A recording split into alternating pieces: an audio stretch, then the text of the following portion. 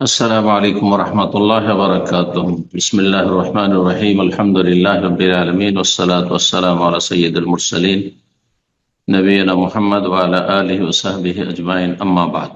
সম্মানিত শ্রোতা দর্শক মণ্ডলী, যে যেখান থেকে আমাদের সাথে যুক্ত হয়েছেন, আহলান ওয়া সাহলান ওয়া মারহাবান বিকুম। আল্লাহ রাব্বুল আলামিন আপনাদের দিন দুনিয়ার সার্বিক বিষয় সহজ করুন, সমস্ত বালা মুসিবত থেকে, অনিষ্ট থেকে, বিপদ আপদ থেকে আমাদের সকলকে রক্ষা করুন, দুনিয়া আখিরাতে সম্মানিত করুন, ভুল ত্রুটি আল্লাহ মাফ করুন, সংশোধনের তৌফিক দান করুন।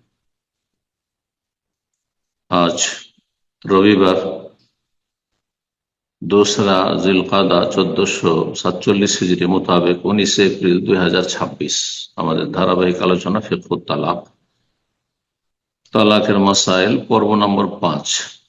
বিষয়বস্তু বেদাতি তালাক, আর তালাক আল বেদঈ, বেদাতি তালাক। গত আলোচনার বিষয় ছিল সুন্নতি তালাক। আমরা চেষ্টা করেছিলাম যে সুন্নতি ও বেদাতি তালাক দুটো একসাথে আলোচনা করব, কিন্তু সময়ের স্বল্পতার কারণে আর বিষয়টি একটু বিস্তারিত হওয়ার কারণে আর একটা দিক থেকে গেছি, সেটা হচ্ছে শরীয়ত বিরোধী তালাক। বেদাতি তালাক মানে রাসূলুল্লাহ সাল্লাল্লাহু আলাইহি ওয়াসাল্লামের আনিত দিন, রব্বুল আলামিনের পক্ষ থেকে যা নাযিল হয়েছে, আসমানি সিলেবাস, ওহীর বিধান, তার পরিপন্থী তালাক। কোরআন সুন্নাহয় যেভাবে দিক নির্দেশনা দেওয়া হয়েছে তালাকের জন্য, সেই দিক নির্দেশনা মোতাবেক তালাক না দেওয়া বা না নেওয়া, এ হচ্ছে বেদাতি তালাক। বলছেন লেখক, আত-তালাকুল বিদঈ, বেদাতি তালাক ওয়া তালাক আল মুখালিফ লিশ-শারআ। বেদাতি তালাক হচ্ছে এমন তালাক যা শরীয়ত বিরোধী, যা শরীয়ত বিরোধী। যে কথাটি বললাম, শরীয়ত আল্লাহর কোরআন এবং হাদিসে রয়েছে।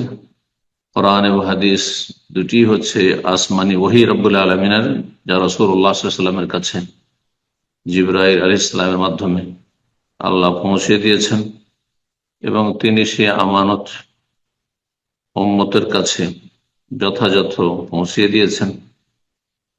আলা হাল বাল্লাগত, এবং মানুষকে সাক্ষী রেখেছেন যে শোনো ভালো করে, বলো আমি কি তোমাদের কাছে সুন্দরভাবে পৌঁছে দিয়েছি। সাহাবায়ে কেরামগণ তারা সাক্ষ্য প্রদান করেছেন বিদায় হজে আরাফার ময়দানে, আল্লাহুম্মা নাম, জি হ্যাঁ। শরীয়ত বিরোধী তালাক বলছেন ওয়াহুয়া নাওআন, সেটি হচ্ছে দুই রকমের। তাহলে বেদাতি তালাক আবার দুই রকমের।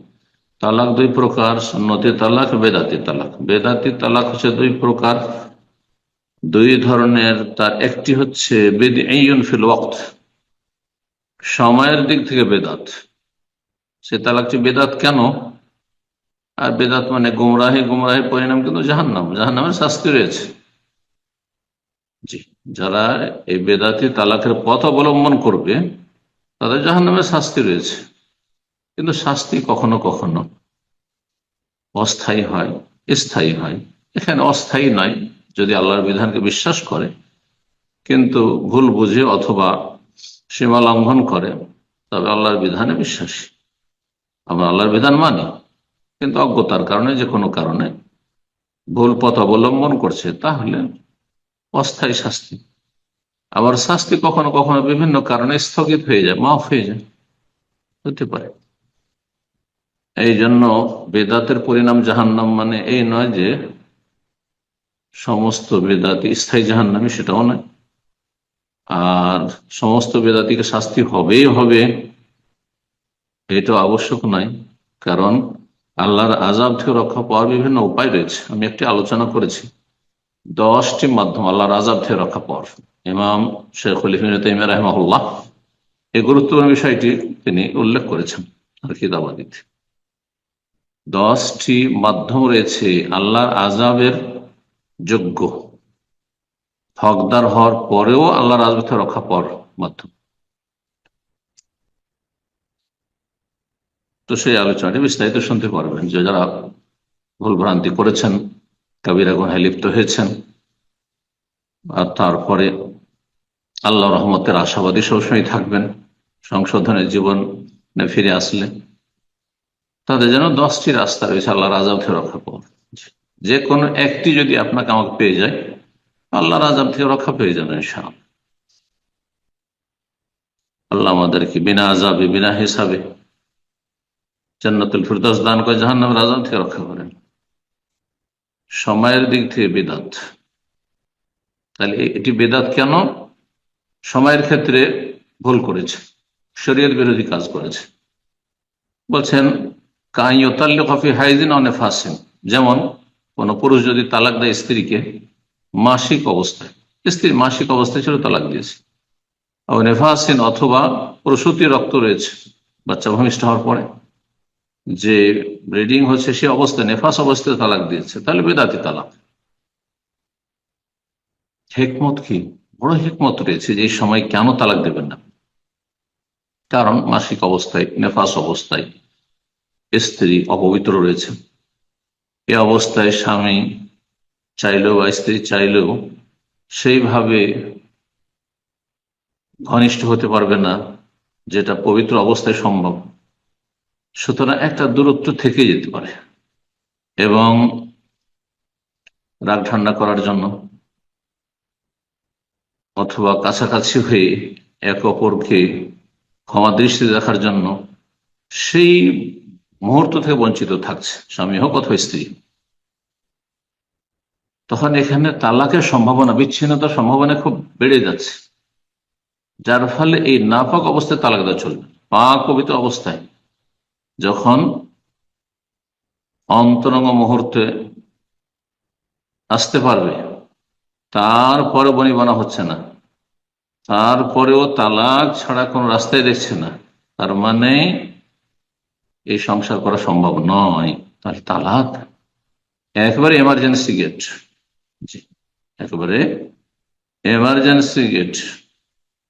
আপনি বাহনে সফর করেন, ফ্লাইটে সফর করেন, এমার্জেন্সি গেট থাকে বেশ কিছু, কিন্তু কখনো জীবনে হয়তো বহুবার সফর করেছেন, এমার্জেন্সি গেট দিয়ে নামেননি কখনো।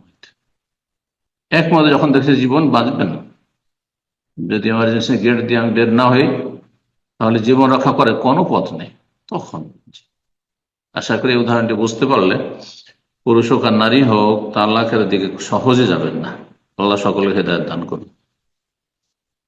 তাহলে মাসিক অবস্থায় অথবা নেফাস অবস্থায় তালাক দেওয়া হচ্ছে বেদাত, হারাম সময়ের দিক থেকে, কারণ সময়টা ছিল নাপাক অবস্থায় তালাক দেওয়া। আফি তোহরিন জামাহা, অথবা এমন পবিত্র অবস্থায় তালাক দিয়েছে, পবিত্র অবস্থায় তালাক দিয়েছে কিন্তু সেখানে আর ভুল করেছে, সহবাস করার পরে তালাক দিয়েছে, এটাও বিদআত সময়ের দিক থেকে, এটাও হারাম। কেন? এখানে গর্ভধারণের সম্ভাবনা হয়ে গেছে, যখন সহবাস মিলন হয়েছে আর মিলনের পরে এখনো পজিটিভ না নেগেটিভ সেটা সুস্পষ্ট নেই, তাই বলছে হামলোহা, এখনো গর্ভধারণ সুস্পষ্ট হয়নি যে এই সহবাসের মাধ্যমে পেটে বাচ্চা চলে আসলো নাকি আসেনি।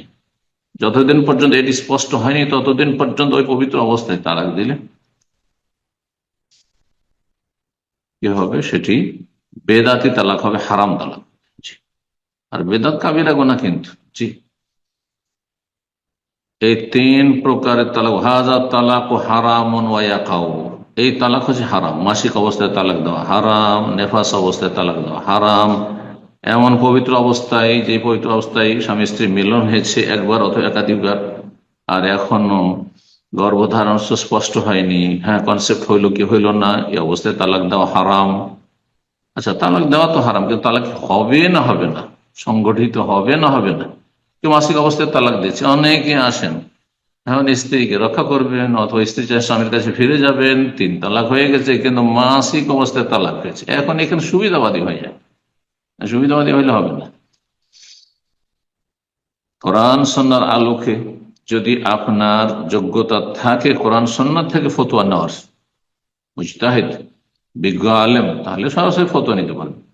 না হলে যেসব বিজ্ঞ আলেমদের আপনি অনুসারী, তাদের ফতোয়া নেবেন, অধিকাংশ আলেমদের ফতোয়া নেবেন। সন্দেহের ভিত্তিতে আপনি সংসার করবেন না, না হলে হতে পারে যে আপনি হারাম জীবন যাপন করছেন, ব্যভিচারী জীবন যাপন করছেন। বিষয়টি অত্যন্ত কঠিন বিষয় যদি আপনার জন্য হারাম হয়, কিন্তু সন্দেহের ভিত্তিতে নিজের সুবিধার্থে আপনি সংসার করতেই থাকলেন, অথচ তালাক হয়েছে, 3 তালাক হয়ে গেছে, তাহলে আপনি হারাম জীবন যাপন করছেন। এ তালাক হবে কি হবে না?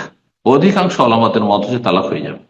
কাজটি হারাম, কিন্তু তালাক দিলে হয়ে যাবে। মাসিক অবস্থায় তালাক দিলে তালাক হয়ে যাবে, নেফাস অবস্থায় তালাক দিলেও তালাক হয়ে যাবে, পবিত্র অবস্থায় সহবাসের পরে এখনো গর্ভ ধারণ সুস্পষ্ট হয়নি, তারপরে তালাক দিয়ে দিয়েছে, তালাক হয়ে যাবে।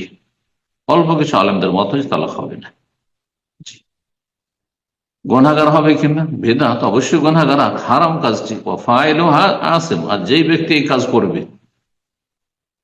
যে মাসিক অবস্থায় নেফাস অবস্থায় তালাক দেবে, অথবা এমন পবিত্র অবস্থায় যে পবিত্রতাই সহবাস হয়েছে, তাহলে সে হচ্ছে গুনাহগার। তার করণীয় কি বলছে? ওয়াজিব আলাইহি ইউরাজিউহা মিনহু, তাহলে ওই স্ত্রীকে ফিরিয়ে নিতে হবে। মাসিক অবস্থায় তালাক দিয়েছেন, মাসলা জানতে পেরেছেন হারাম কাজ করেছেন, নেফাস হবে তালাক দিয়ে জানতে পেরেছেন যে হারাম কাজ, তাহলে ফিরিয়ে নেওয়া ফরজ। যদি প্রথম তালাক হয়, দ্বিতীয় তালাক হয়, কারণ প্রথম আর দ্বিতীয় তালাক তালাকের রাজি, ফিরিয়ে নেওয়ার সুযোগ আছে। তৃতীয় তালাকের পর ফিরিয়ে নেওয়ার সুযোগ নেই, আর তালাক তো হয়ে গেছে মাসিক অবস্থায়। তাই বলছে ইনলাম তাকুন সালিসা, তৃতীয় তালাক যদি না হয়, তাহলে সেই স্ত্রীকে ফিরিয়ে নেওয়া আবশ্যক, ফরজ। এই ফরজ ত্যাগ করলে গুনাহগার। ফিরিয়ে যদি না না না না আমি মাসিক অবস্থায় তালাক দিয়ে ফিরিয়ে নেবো না, আমি পবিত্র অবস্থায় তালাক দিয়েছি, যদিও সহবাস করেছেন, ফিরিয়ে নেবো না, এটা বাচ্চা আসুক আর না আসুক, তাহলে আপনি হারাম কাজ করলেন, আপনি ফরজ ত্যাগ করলেন। তারপরে বলছেন যে মাসিক অবস্থায় যে তালাক দিয়েছে স্ত্রী, গিয়ে ওখানে বাসা তালাক দিয়েছে, ফিরিয়ে নেওয়ার পরে কি করবে? করণীয় আমসা কাহা, নিজের সংসারে রাখবে। ফিরিয়ে নিয়েছেন তখন আপনার স্ত্রী, আর ইদ্যতের মধ্যে ফেরার সুযোগ রয়েছে। ইদ্যত পার হয়ে গেলে আপনার বায়ন হয়ে যাবে, তখন বিবাহের নবায়ন করতে হবে। ফিরিয়ে এসেছেন আপনার স্ত্রী, তার সাথে আপনি যেমন স্বামী স্ত্রীর সম্পর্ক থাকে, শারীরিক সম্পর্ক সব থাকবে। কতদিন পর্যন্ত? যতদিন পর্যন্ত আবার সামনে পবিত্রতা না এসছে, তারপর সোম্মা তাহিজ, আবার মাসিক না এসছে, মানে আরেক মাসিক আসতে হবে। মাসিক অবস্থায় তালাক দিয়েছেন, তার পবিত্র হইল, এতে তালাক দেওয়া যাবে না, তারপর আবার আরেক মাসিক আসতে হবে। সোম্মা তাথর, তারপরে আবার পবিত্র হইতে হবে। এ পবিত্র হয়ে যদি মনে করে যে না, স্ত্রীকে তো রাখা যাবে না, তাহলে সোম্মা ইনশা তাল্লাক কাহা, চাইলে তাকে তালাক দেবে, আর চাইলে তাকে রেখে নেবে, যে না, তালাক দিয়েছে, সিদ্ধান্ত ভুল ছিল, আমার বৃহৎ স্বার্থ বা কল্যাণ এতে রয়েছে, যে আমি একে নিজের কাছে রাখবো। ওমান তাল্লাক কাফি তোহরিন জামা ফিহি, কোন ব্যক্তি যদি এমন পবিত্রতায় তালাক দেয়, যে পবিত্রতায় সহবাস করে ফেলেছে আর তাতে গর্ভধারণ স্পষ্ট হয়নি, তাহলে কি করবে? তাকে নিজের কাছে রাখবে। কতক্ষণ পর্যন্ত? যতক্ষণ পর্যন্ত মাসিক না এসছে। মাসিকের পরে পাক পবিত্র হয়ে গেলে তারপরে তালাক দিতে পারবে। তাহলে পবিত্র অবস্থায় এমন পবিত্রতায় তালাক দেয় যে পবিত্রতা সহবাস হয়েছে, এটা যদি হয়, তাহলে একটি মাসিক চলে যাওয়ার পরে যে পবিত্রতা আসলো, এই তোহরই তালাক দিতে পারবে ইনশাআল্লাহ কাহা। আর যদি মনে করো রাখবো তো রাখবো, কিন্তু তালাকটা কিন্তু একটি হয়ে গেছে। আর দুটি অবস্থায় হলে, মাসিক অবস্থায় আর নেফাস অবস্থায় যদি তালাক দিয়ে থাকে, তাহলে 2 মাসিক পার করতে হবে। মাসিক অবস্থায় তালাক দিয়েছে, নেফাস অবস্থায় রাখবে, তারপরে পবিত্র হবে, তারপরে মাসিক আসবে, তারপরে পবিত্র হবে, ওই দ্বিতীয় পবিত্রতা দিয়ে তালাক দিবে। দলিল প্রসিদ্ধ হাদিস, প্রায় হাদিসের কিতাবে হাদিসটি এসছে তালাকের অধ্যায়। আব্দুল্লাহ বিন ওমর রাদিয়াল্লাহু তাআলা আনহুমার ঘটনা। ওমর রাদিয়াল্লাহু আমিরুল মুমিনিনের ছেলে এবং সিনিয়র সাহাবী, সুন্নতের অত্যন্ত পাবন সাহাবী আব্দুল্লাহ বিন ওমর রাদিয়াল্লাহু তাআলা আনহু, তার থেকে বর্ণিত হাদিসটি এবং তার ঘটনা। আন্নাহু তাল্লাকা ইমরাতাহু ওয়া হিয়া হায়েজ, তিনি তার স্ত্রীকে তালাক দিয়ে দিয়েছিলেন ঋতুবতী অবস্থায়, মাসিক অবস্থায়। জানা ছিল না মাসলা, জেনে শুনে হারাম কাজ করেননি তিনি। ফাযাকারা যালিকা ওমর নবী সাল্লাল্লাহু আলাইহি ওয়াসাল্লাম, ওমর রাদিয়াল্লাহু তাআলা যখন জানতে পারলেন যে আমার বউমার মাসিক ছিল আর তালাক দিয়েছে আমার ছেলে, তখন নবী সাল্লাল্লাহু আলাইহি ওয়াসাল্লামের সামনে গিয়ে বিষয়টি আলোচনা করলেন। ফাকালা, নবী সাল্লাল্লাহু আলাইহি ওয়াসাল্লাম বললেন, মুরহু, তোমার ছেলেকে বলো, ফালিউরাজিহা, সে তাকে ফিরিয়ে নিক, সুম্মা লিইতাল্লিকহা, তারপরে তাকে তালাক দিক, তাহিরান হামিলান, পবিত্র অবস্থায় তালাক দিবে, এমন পবিত্র যাতে সহবাস করেন, আও হামিলান, অথবা গর্ভধারণ অবস্থায় যখন সুস্পষ্ট হয়েছে যে হ্যাঁ পেটে বাচ্চা আছে, সেই অবস্থায় তালাক দেওয়া যাবে। হাদিস সহিহ মুসলিমের। এই হাদিসটিতে কিছু অসম্পূর্ণতা আছে, যেটি আগের হাদিসে স্পষ্ট হয়েছে। আসল মাসলা সেটা হচ্ছে ওই যে 2 মাসিক পার করতে হবে, 2 মাসিক পার করার কথা এই হাদিসে নেই। এই জন্য আরেকটি হাদিস, যেখানে বুখারী মুসলিমের হাদিস, আব্দুল্লাহ বিন উমর রাদিয়াল্লাহু তাআলা আনহু তিনি বলছেন, আন্নাহু তাল্লাকা ইমরাতাহু ওয়া হিয়া হাইজ, ইবনে উমর নিজেই তালাক দিয়েছিলেন তার ঋতুবতী স্ত্রীকে, মাসিক অবস্থায় ছিল, তালাক দিয়েছিলেন। ফাসালা উমরও, তার আব্বা উমর রাদিয়াল্লাহু জিজ্ঞেস করলেন এই মর্মে রাসূলুল্লাহ সাল্লাল্লাহু আলাইহি ওয়াসাল্লামকে।